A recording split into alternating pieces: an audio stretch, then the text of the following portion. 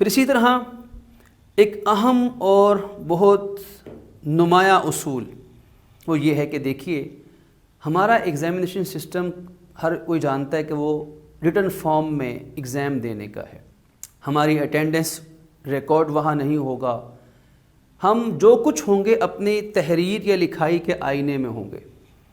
اگر ہماری رائٹنگ ہماری لکھائی اچھی ہوگی، بہترین ہوگی، بہت نیٹ کلین لکھا ہوا ہوگا، اور پھر ساتھ ساتھ یہ کہ ہماری رائٹنگ سپیڈ اتنی ہونی چاہیے کہ ہم جو ٹائم ہمارے پیپر کا ٹائم ہو وہ 2 گھنٹے ہو، وہ 3 گھنٹے ہو، وہ کم و بیش ہو، اس دیے گئے مقررہ وقت کے اندر ہم اپنے پیپر کو فل لینتھ کے ساتھ، ایکسٹرا آرڈنری لینتھ کے ساتھ، کوانٹیٹی اور کوالٹی کو بہترین انداز میں مینٹین کرتے ہوئے ہم اس مقررہ وقت کے اندر بہترین مکمل کمپریہنسو آنسر وہاں پہ ہم لکھ سکیں.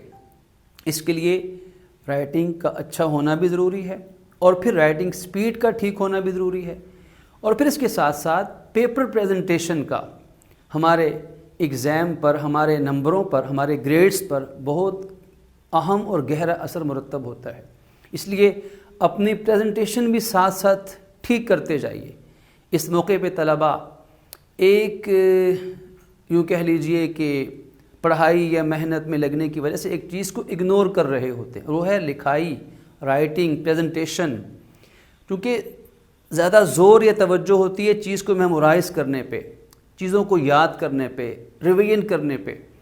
تو لکھائی کو فراموش کرتے رہتے ہیں 1 ماہ 1.5 ماہ. اب چونکہ لکھتے کم ہیں، اس لیے جب پیپر میں بیٹھ کے لکھنے کا وقت آتا ہے تو پھر بہت سے بچے، بہت سے طلباء ایسے ہوتے ہیں کہ جن کو لکھنے میں بڑی دشواری پیش آتی ہے.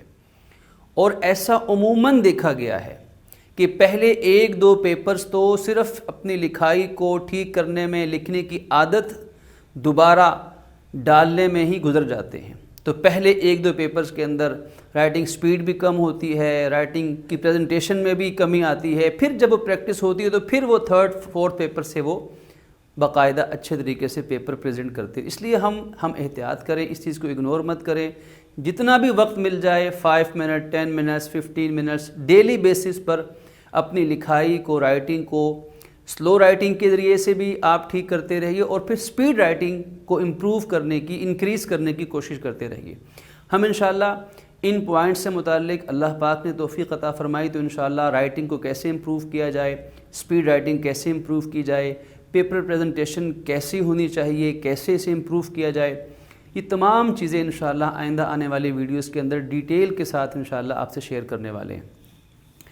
پھر اس کے ساتھ ساتھ ایک اہم اصول وہ یہ ہے کہ ہر چیز کو ایک ٹائم یا لمٹ کے اندر کرنے کی عادت ڈالیے. کوئی بھی چیز بغیر متعینہ وقت کے ہم نہ کریں. اپنے ٹائم کو ہم ڈیسائیڈ کر کے کہ اس کام کے لیے ہم نے کتنا وقت ہمیں دینا چاہیے، انصاف کے ساتھ، عقل مندی کے ساتھ، اس چیز کی ریکوائرمنٹس کے ساتھ ہمیں متعینہ وقت کے اندر ایک لمیٹڈ صورت میں ہمیں وہ کام کرنا چاہیے. اگر ہم نے کوئی کویسچن یاد کرنا ہے مثال کے طور پر، ہم ایک ٹائم متعین کریں کہ ہم نے اس کو لیٹس سپوز 30 منٹس میں، 10 منٹس میں، 40 منٹس میں ہم نے اس کو یاد کر لینا ہے، اس سے زیادہ وقت نہیں دینا. پھر ہم پوری احتیاط کے ساتھ وقت کو مد نظر رکھتے ہوئے اور پوری توجہ کے ساتھ، پوری دلچسپی کے ساتھ، پورے حوصلے کے ساتھ ہم اس کو یاد کرنے کی کوشش کریں گے. کیونکہ ہم نے اپنے ذہن میں ایک ٹارگٹ بنا لیا کہ اس چیز کو اتنے وقت میں یاد کرنا ہے. پھر لکھنے کی باری آئے تو ہم اس کویسچن کو لکھیں تو ہم ایک ٹائم متعین کریں کہ مثال کے طور پر وہ ٹائم کتنا ہونا چاہیے جتنا پیپر میں اس کویسچن کے لیے ہمیں ٹائم دینا چاہیے. اس سے یہ ایک اہم اصول اور بھی پتہ چلا کہ ہمیں ہر سبجیکٹ کے، ہر مضمون کے، ہر پیپر کے بارے میں ہمیں چند باتوں کا علم ہونا ضروری ہے. یہ ہماری تیاری کا اہم حصہ ہے، اہم مرحلہ ہے. وہ یہ کہ ہمارے اس پیپر کے لیے میکسیمم ٹائم کتنا ہوگا، پھر اس میکسیمم ٹائم کے اندر ہم نے کتنے کویسچن اٹیمپٹ کرنے ہیں، ہر کویسچن کے کتنے مارکس کے کتنے نمبر ہوں گے، اور پھر ان مارکس یا نمبر کے مطابق ہمیں اس کویسچن کا آنسر کتنے منٹ میں لکھ لینا چاہیے جناب. 5 منٹس میں، 10-20 منٹس میں، 30 منٹس میں، یہ ہر پیپر سے متعلق ہمیں یہ چیز جاننی ہے، ہمیں یہ چیز علم میں لانی ہے۔ پھر اس کے مطابق جب ہم وہ کویسچن ساتھ ساتھ تیار کریں گے اور ہم اس کو ساتھ ساتھ لکھتے بھی رہیں گے تو ہم اس کو ایک وقت مقررہ کے اندر لکھیں، تاکہ ہم اسی وقت کے مطابق ہم پیپر کے اندر بھی ہم اس چیز کو لکھ سکیں، نہ وقت زیادہ ہو نہ وقت کم ہو۔ تو ہر کام کو متعینہ وقت کے اندر کرنے کی عادت ڈالیں گے تو انشاءاللہ پوری زندگی ہماری بہترین انداز میں گزرے گی۔ پھر اس کے بعد عزیز طلبہ اور طالبات، انسان نے محنت کرنی ہے اس وجود اور ذہن کے ساتھ جو اللہ کی بہت بڑی عطا ہے، بہت بڑی نعمت ہے، بہت بڑی نعمت ہے۔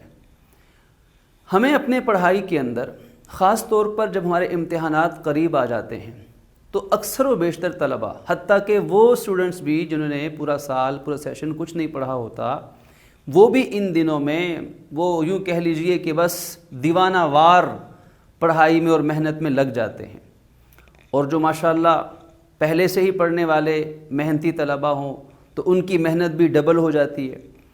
اب اس محنت کے اندر اکثر و بیشتر پیرنٹس بھی یہ شکوہ کرتے دکھائی دیتے ہیں، سنائی دیتے ہیں کہ بچے نے کھانا پینا چھوڑ دیا، اپنی نیند کا خیال نہیں رکھتا، اس کی ہیلتھ ڈاؤن ہوتی چلی جا رہی ہے، صحت کے مسائل پیدا ہوتے چلے جا رہے ہیں، نیند پوری نہیں ہوتی ہے، اور طرح طرح کے ذہنی جو مسائل ہیں، نفسیاتی مسائل ہیں، اس طرح کے بہت سارے۔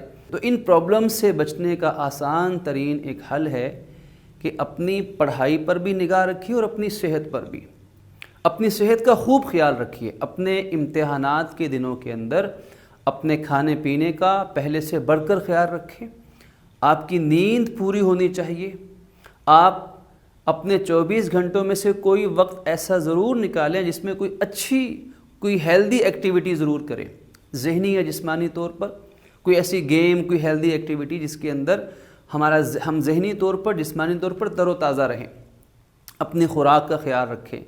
اور دور حاضر کے اندر جو وبائی مرض کرونا وائرس کووڈ-19 وغیرہ کے حوالے سے محکمہ ہیلتھ نے جتنی ہمیں احتیاطی تدابیر بتائی ہیں، جتنی SOPs بتائی جا رہی ہیں، ان کا بھی بھرپور خیال رکھیں، کیونکہ اگر صحت ہے، نیند آپ کی پوری ہے، آپ ماشاءاللہ ایکٹیو ہے ہر لحاظ سے ذہنی جسمانی طور پر، تو پھر ہی آپ اچھی تیاری بھی کر سکیں گے، پیپر میں جا کے اچھا پریزنٹ بھی کر سکیں گے اور اچھے انشاءاللہ نتائج بھی لے سکیں گے۔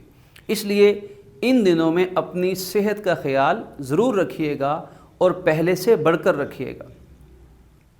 عزیز طلبہ، بہت سارے اصول ہیں، لیکن ان میں سے آخری اور اہم اصول تلک عشرۃ کاملہ، لاسٹ ہمارے نزدیک سب سے اہم اصول یہ ہے کہ ہم جتنے بھی اصول و ضوابط سوچ لیں، اپنا لیں، ان کو اپنے اوپر لاگو کر لیں، یہ سارے اصول و ضوابط ان کی حیثیت دوا جیسی ہے، میڈیسن کی طرح ہے۔